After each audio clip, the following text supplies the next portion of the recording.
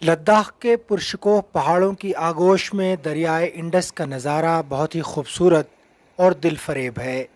انگنت بستیوں اور شہروں کو سیراب کرنے والا انڈس ریور ہی دریائے سندھ کہلاتا ہے۔ چین کی کیلاش پہاڑیوں میں مانسروور جھیل دریائے سندھ کا اصل منبع ہے، جہاں صاف شفاف چشموں اور بلند ترین گلیشیئرز کے پانیوں سے اس کا آغاز ہوتا ہے۔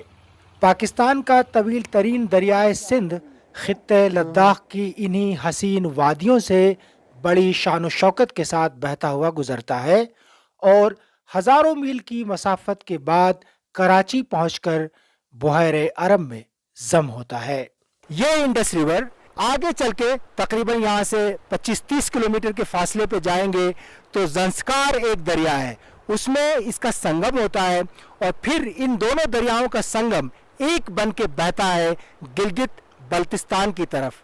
ہم آپ کو اب یہاں سے جو ہے زنسکار کے سنگم پہ لے چلیں گے اور پھر آپ کو بتائیں گے کہ یہاں سے کیسے اپنی جو دریائے سندھ ہے وہ اپنی طاقت پکڑتا ہے۔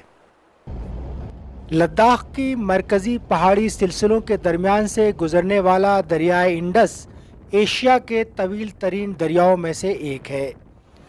راستے میں پڑنے والے تمام ندی نالوں کو یہ اپنے آپ میں سموتے ہوئے چلتا ہے۔ یہ لداخ کی وادی زنسکار ہے۔ دریائے سندھ یہاں دریائے زنسکار سے ملتا ہے، جس کا پانی قدرے مٹیالہ ہے۔ یہ اس کا پہلا بڑا سنگم ہے جس میں سیاحوں کی بڑی دلچسپی رہتی ہے۔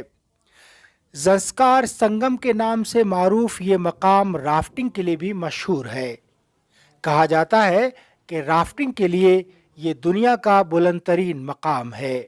جہاں ہم کھڑے ہیں یہ علاقہ زنسکار ہے، یعنی لداخ کا ایک اور ویلی ہے، اور یہاں سے دو دریاؤں کا سنگم اور زیادہ طاقتور ہو کر کے پھر یہ بہتا ہے۔ آپ میرے پیچھے جو پہاڑی ہیں وہ دیکھ رہے ہیں، یہ بٹالک سیکٹر ہے اور بٹالک سیکٹر کے بالکل بغل میں پاکستان ہے۔ پہاڑوں کا سینہ چاک کرتے ہوئے دریائے سندھ کی روانی اور سبز و نیلگو پانی کا زیر و بم قابل دید ہے۔ دریائے سندھ میں ہر برس دریائے نیل سے دوگنا پانی بہتا ہے۔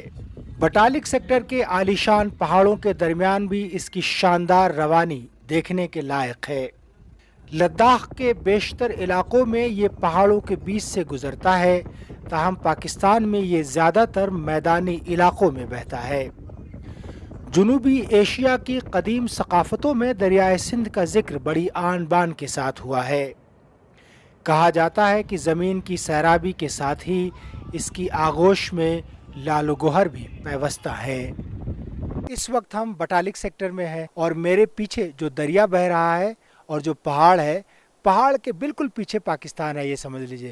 ہم نے دریائے سندھ کی کہانی آپ کو بتائی کہ لداخ میں اس کی کیسے اوریجن ہوتی، کہاں سے اس کا آغاز ہوتا ہے، پھر یہ کیسے مختلف دریاؤں سے ملتا ہوا اور پہاڑوں کے چشموں سے جو پانی آتا ہے اس سے ملتا ہوا کیسے یہ یہاں بٹالک سیکٹر تک پہنچتا ہے اور آگے جا کر کے پاکستان میں داخل ہوتا ہے اور پھر دریائے سندھ کہلاتا ہے۔ صلاح الدین زین، DW نیوز، بٹالک سیکٹر، کرگل،